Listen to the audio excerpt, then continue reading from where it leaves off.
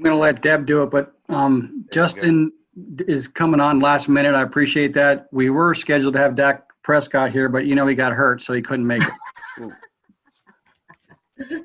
Well, hey, Don, I still have you sharing your screen. Does anybody else? All right. I think I'm just going to quit out of this and then come back in. How's that? Okay, right. I am. Okay, I just hit stop share. Great. Okay. Oh, you have it now. Oh, no. I see everybody now. The stop share went away. All right. So our speaker today is Justin Evans. He is the manager of Mountjoy Township. He does a great job, and he's Justin, how long have you been with us at MJT? 5.5 years. How long? Oh my gosh. And he does, like I said, he does a great job. So Justin's going to give us an update as to what's going on in Mountjoy Township. So it's all yours, Justin. Okay, so I hit share screen. Is that? You may. Yep.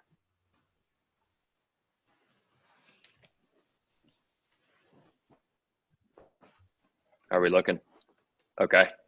All right. Does everybody see that? Okay, we are good to go. So okay, no problem about the short notice. Yeah, this is weird. You don't see it, Debbie? Okay. I don't see it. So I made Glenn co-host. I'm going to back out and I'm going to come back in. So hopefully it doesn't knock anybody out. So I'll be back. Go ahead. Okay. All right. Well, the short notice was not a problem. The good thing here is that, I generally prepare an annual review and then look ahead for our budget presentation. And we have our budget meeting here on November the 2nd. So in a couple weeks, the timing worked out fairly well. And it gives you hopefully a pretty good overview as to, some of the critical issues that we have looked at in 2020 and tried to address, and then moving forward into 2021. Okay, there we go. Obviously, unless you've been in a cave for the last 7 months, the big topic in the way and something that's really affected the way that we do business in the delivery of services, and undoubtedly for any nonprofits or local businesses, it has hit very hard.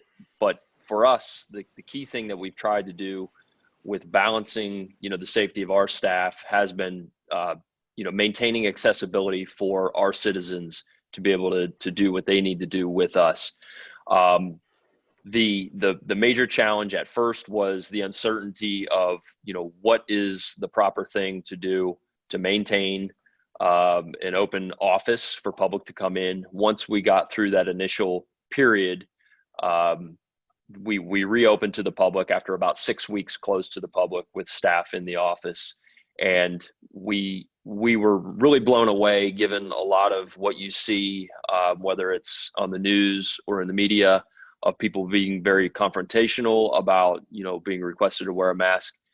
We did not have hardly any problems. So folks that came in, whether it was to pay bills, drop off permits, pick up leaf bags, whatever it was, were very compliant, and we're understanding of the fact that, with all the uncertainty of everything going on, the community was respectful of the staff here, and that was fantastic.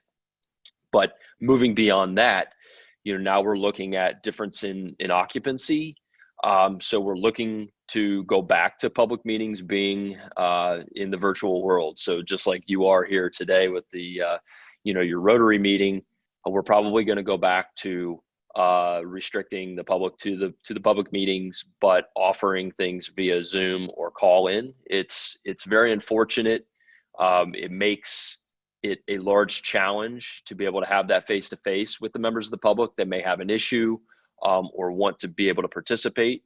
But that's just the reality. We have a restriction on about 12 people here in the meeting room where we normally have our public meetings. And when you consider a board of 5 people and staff of 4 more, now you're looking at, restricting to 2 or 3 people of the public. There we go. I got it. That just does not work. So we're back to this, right? So, but the important thing is people need to have the ability to interact with their elected officials. They need the ability to interact with the planning commission, the park and rec board, whatever it may be. Our timing for bringing online bill pay for the trash and recycling bills earlier this year turned out to be very good timing. A lot of folks, instead of coming in to drop off the bills or mail them in, were able to do so. And so we're moving into our rental registration permits this fall. We'll be able to do online bill pay as well. So we're moving into the 21st century slowly. But permit processing has been a very interesting point that I'll get to here in a second. No, I don't want to hear me. I know.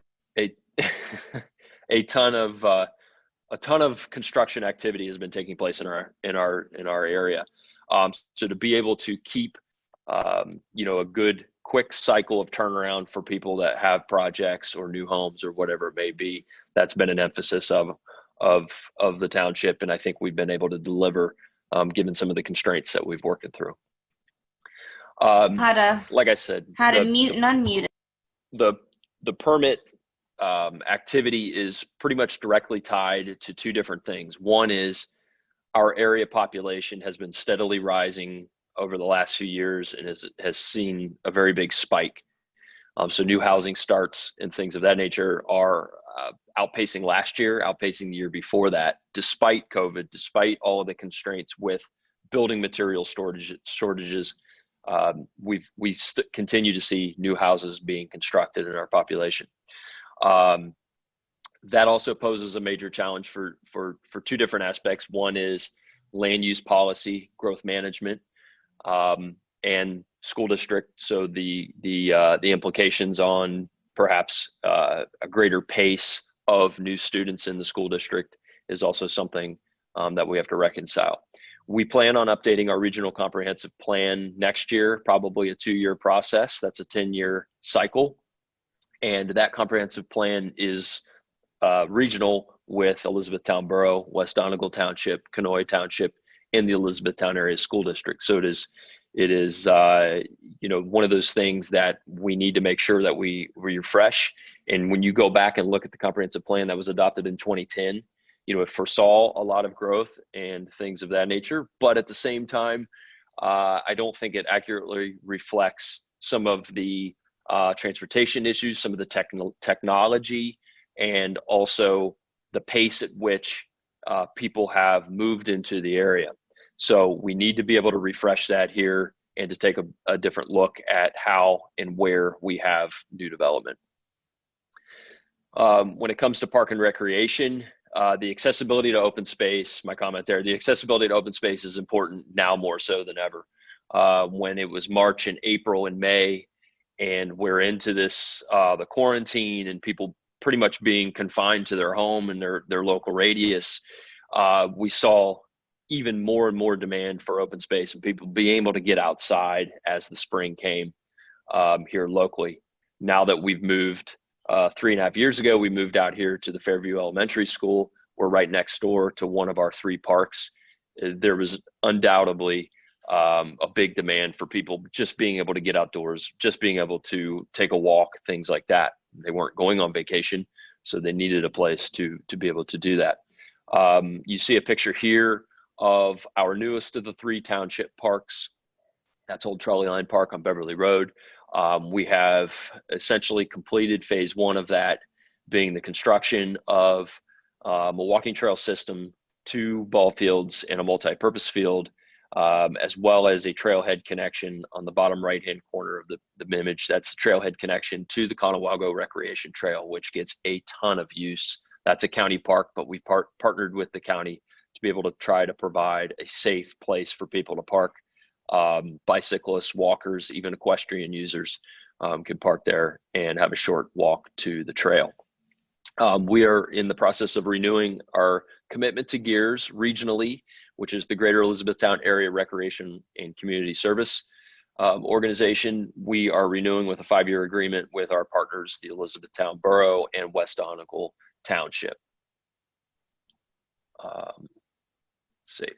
So when it comes to the open space, the provision of open space, we have some good news and we have some bad news. The real good news is literally this week we received our contract with DCNR, Pennsylvania Department of Conservation and Recreation, to fund half of our phase 2 of Old Charlie Line Park, which is the creation of 2 playground areas, picnic pavilion, picnic plaza, an open space area with benches and things like that. About a $400,000 to be able to provide these amenities. And so that helped cut our local liability down to about half. So a little over $200,000 to be able to provide this. The park gets a ton of use right now, and there's no doubt about it that with these family friendly things that we're even going to get more use. So look for that to take place in spring. Hopefully construction start around March or April. And these amenities, I think, will be well received by the community. The bad news, as you may have heard, is the spotted lanternfly that has undoubtedly made its mark here in our community. You may not notice some of the impacts quite yet, but they have definitely taken hold of our trees. I had banded 26 of the trees in Walgamuth Park next door about a month and a half ago to see, what was going on, the amount of these invasive species, and noticed that they definitely took a liking to the maple trees. You probably noticed that in your own properties as well. The major issue with this, maybe more so than some of the other invasives that we've had in Pennsylvania in recent years, like the emerald ash borer, is this definitely preys upon a lot of income producing plants and trees. So grapes, fruit trees, maple trees, to where they really overwhelm them and can have a big negative impact on the local agricultural economy. So there's a few resources out there, like the Lancaster County Conservation District, the Penn State Extension Service, that has, I guess, they're trying to get a feel for how best to eradicate these. There's no universal threat, although ironically, a couple Fridays ago, I decided to test out something that was going around, kind of the internet here locally, was a mixture of Dawn dish soap and water and spraying it with a hand spray. And it appears to be very, very effective, but it's something you're going to, if you really wanted to do, you're going to have to keep going after them. But it's non-toxic to a lot of the birds and to the other insects. But when you spray these insects, they do fly off the trees, and seems like a lot of them do flop over and die, which is what we need to happen. However, the big problem is, we're dealing with treating, a tree in our yard, trees at our parks, but when it comes to crops in the agricultural community, this can be very devastating. So every little bit helps. If you're seeing this, take a look at some of those resources as what you can do on your own property to help stop the spread. Okay, so enough bad news in that department. Let's take a look real quick at some of the water quality initiatives that the township is part of. Now, this is an outcome of our MS4 obligations to the state and to the federal government, an unfunded mandate to be able to reduce the amount of pollutants that are put into the streams from the storm sewer systems that the municipalities own. In this permit cycle, the main initiative, or the main focus, was reducing the amount of sediment in the waterways. One example is our Green Meadows restoration project, which is at the Green Meadows Mobile Home Park off of Radio Road.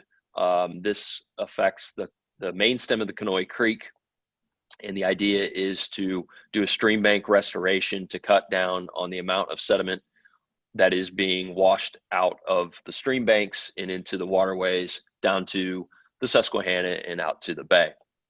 Now, this is on hold. We have it designed, we have permits, but we are waiting for what should have been announced back in the spring of 2019, I think March actually, or spring of 2020, from the Growing Greener, the state's Growing Greener grant fund. That would cut basically cut our obligation for a $250,000 project down by about 60%. So we're waiting. We have this on hold. And so hopefully once the state's business gets worked out, we will hopefully be awarded. We were awarded for the design portion of it from the state. So we hope that that was a good sign that they like the project and they want to be able to fund it. We were fortunate to have a willing and very interested property owner there, between the owner of the mobile home park and the management that saw a lot of their stream banks being eroded away, trees falling down, of an asset that the community really appreciates, having the stream there to go fishing and things, but they noticed a lot of the issues on their own property.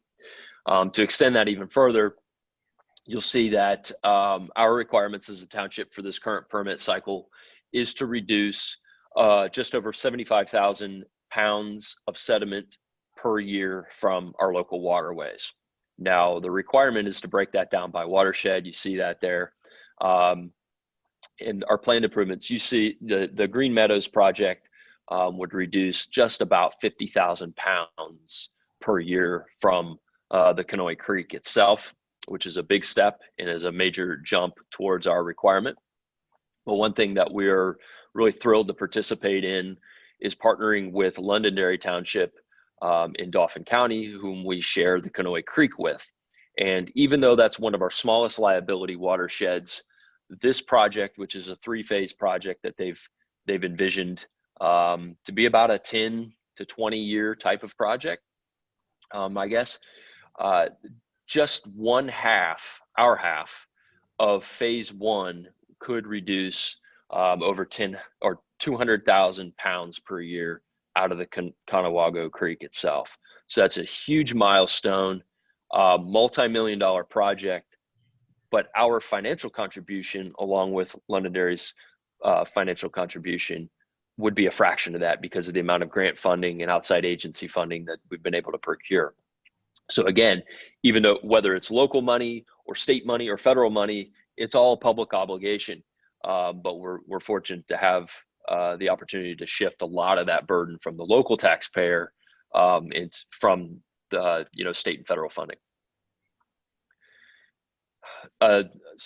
Another big issue, one of the major topics that a local government is responsible for is our roads, maintaining our roads, keeping them safe, keeping commerce and people being able to use them. We've been working on a road improvement plan since 2019. In 2018, we put the first 5-year plan in place.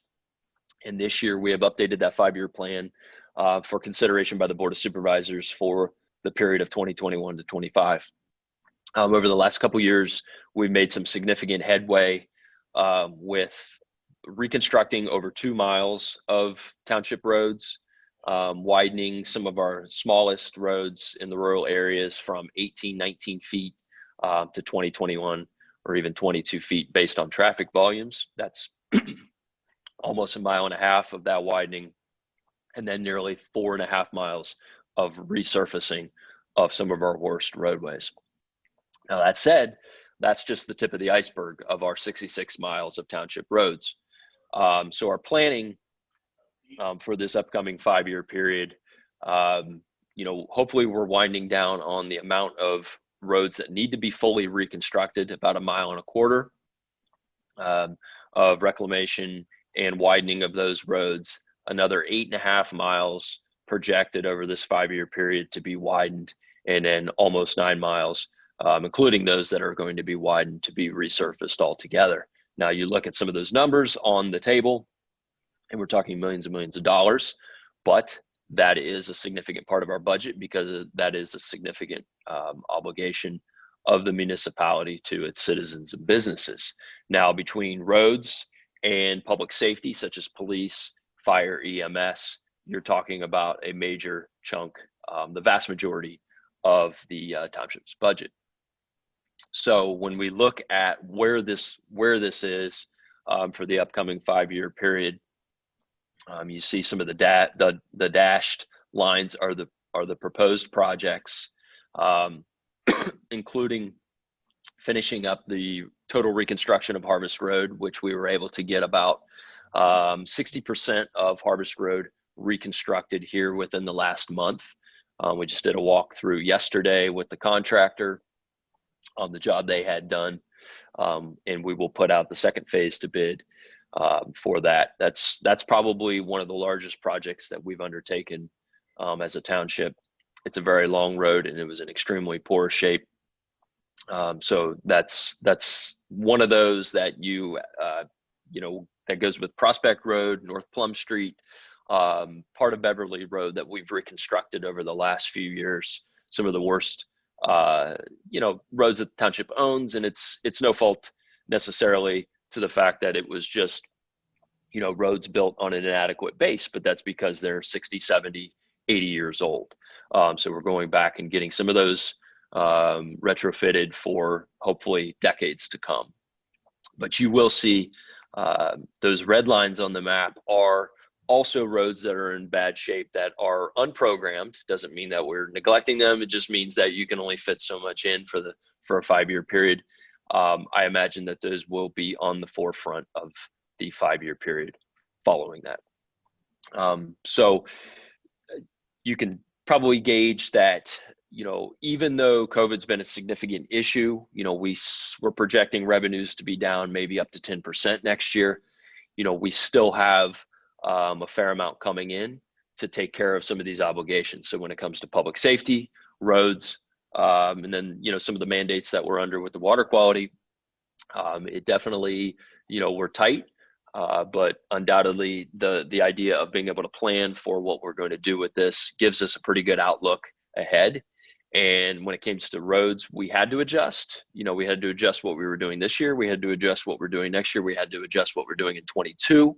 But because of the proper planning that we set in place in 2018, those adjustments were fairly minor, and it just meant, to a degree, being able to push out a couple of, we'll just say, less priority projects into 22, 23, 24, without compromising our overall plan. But with that, I guess I'll just leave it to some questions that you may have on what's going on with the township. Anyone have any questions for Justin? I can ask a question. I don't know the status of the Myers Farm as far as the zoning.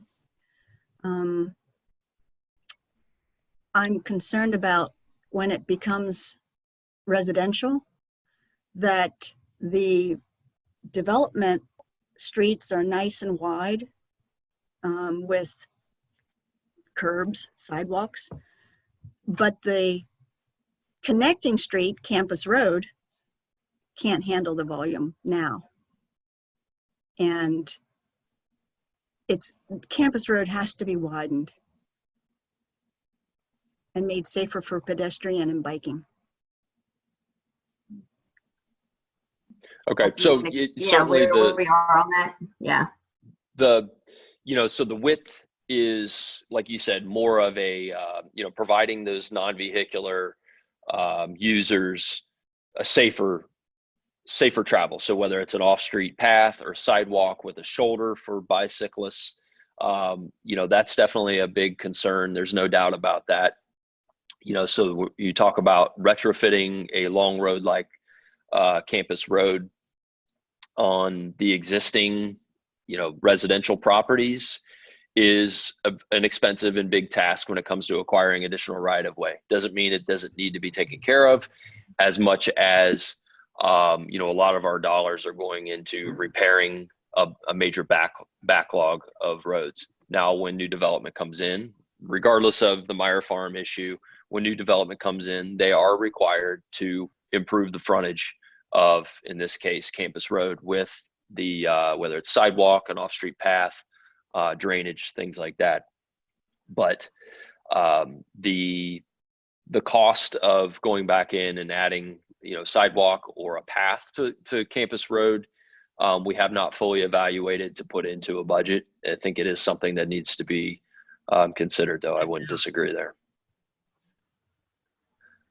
The width isn't going to help with the traffic congestion. It's the intersections where we have the traffic congestion. That's probably another big elephant in the room, is how do you negotiate, more east-west traffic from the highway. Basically, Campus Road serves as an alternate to Route 230, right? So somebody who's going back and forth from the highway interchange, Cloverleaf Road interchange, and to the college, or some of the new neighborhoods growing out on Campus Road, or into the borough itself, to get to College Avenue, that traffic volume is constrained, I guess you would say, by intersections. And so when we look at Schaefer Road and Campus Road as a four-way intersection, that's a choke point. Campus Road and Ridge Road is a choke point.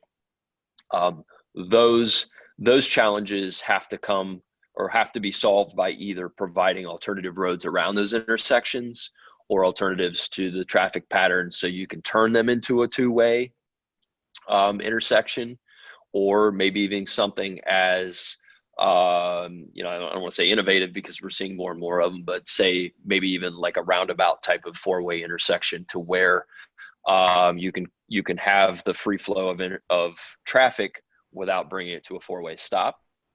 But that in itself, the bigger problem with that is, do you have enough space to construct something like that? And especially on Ridge Road where you have the slope, that's not going to happen. So I think between Campus Road, Cloverleaf Road, two of the biggest challenges that we see when it comes to north-south and east-west and congestion. So I don't disagree with you there. And we, at our meeting on Monday, we'll be talking about the rezoning of that property. That's correct. And our Monday meeting, because it has already been scheduled and announced, will once again be held in the Public Works building behind the township so that we can socially distance. So if anybody wanted to come and see what the rezoning and the proposal look like, that would be Monday at 7.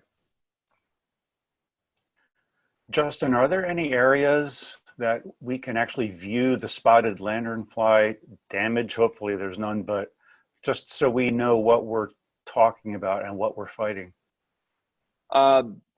The damage, from what I've seen, the damage is not yet apparent, other than seeing large amounts of the lanternfly on trees. We do have a few of those in our parks. So the damage, I have not firsthand seen any damage, probably because the spread is fairly fresh. I think last year Lancaster County was under the SLF quarantine, in that business owners, as Glenn probably knows, even municipalities were required to get permits to have the commercial vehicles because they wanted business owners and municipalities to undergo training to go through inspection of their vehicles to make sure that we're not transporting them from one area to another. The spotted lanternfly is a hitchhiker by nature. That's how it came here. It hitchhiked over on Stone from Asia into Berks County and has made it spread from there. We've even seen say like a state of Connecticut and their equivalent of DCNR putting out notices of this. So it is spreading fairly rapidly since I think it was brought in 2017 or 2018.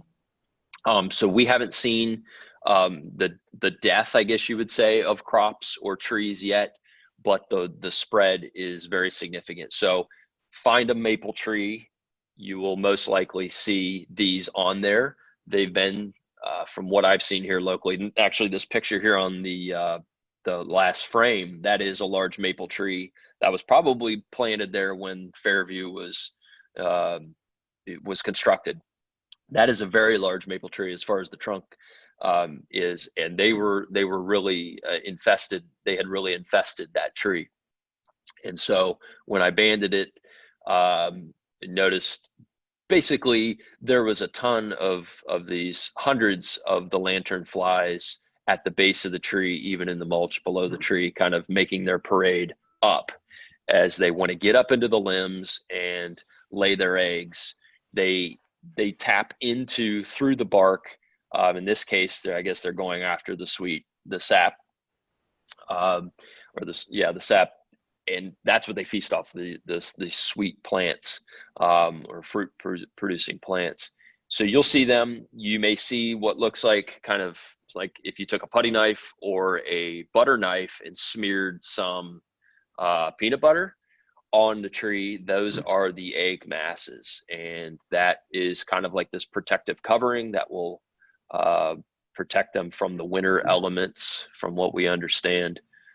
So look at the maple trees, so the ones that are bright red right now. And if you look up in there, you'll see them on there. But it's really tough because there's no product out there right now that I guess is approved or is widespread to be something that can handle them in mass without wiping out a lot of other insect or bird species, which is a big problem. They don't want to do that. Thank you. What does banding do?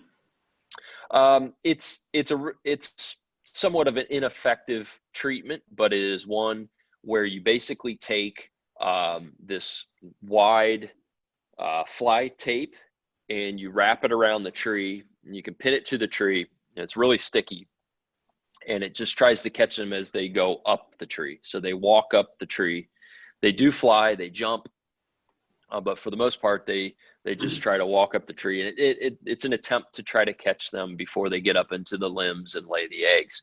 Now it is effective in catching them, but they are able to get around it. Now they have the strength. I've noticed as I've been monitoring these, they have the strength to be able to spring off of the sticky tape. Okay, so there is that. However, it's like once they get their wings stuck on the tape, they're stuck. So a lot of our traps we've caught probably 1,000 of these things on these traps, but they're still up in the tree itself. So we're about yes, go ahead. The question that Brenda had was, where do you get the tape to band the trees, and is it too late to put them on this fall? I don't think it's too late, no, because I still see them trying to migrate up the trees. We were fortunate. The Conservation District had a program in the summer to where they provided municipalities with some of the sticky tape and some netting to put around it, but they provided it to us. The Conservation District did for parks and public property, things like that. I don't know if there's a similar program for private property owners. I thought I read. I have a friend that has an unusual Go ahead. technique.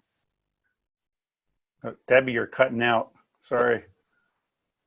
This is Roger. I have a friend of mine who has an unusual technique of removing spotted lantern flies. He has an industrial vacuum cleaner that he's hooked on a large extension of PVC pipe, and he routinely vacuums his trees on his properties. And he usually gets about 1 gallon or 2 of flies out of doing that. Now, I know that's rather extensive, and time consuming, and probably not cost effective for a township to do it. But if you have a maple tree and you want to keep it, and you love your maple tree, it's vacuuming and does get rid of them. Well, we are at the end of our time.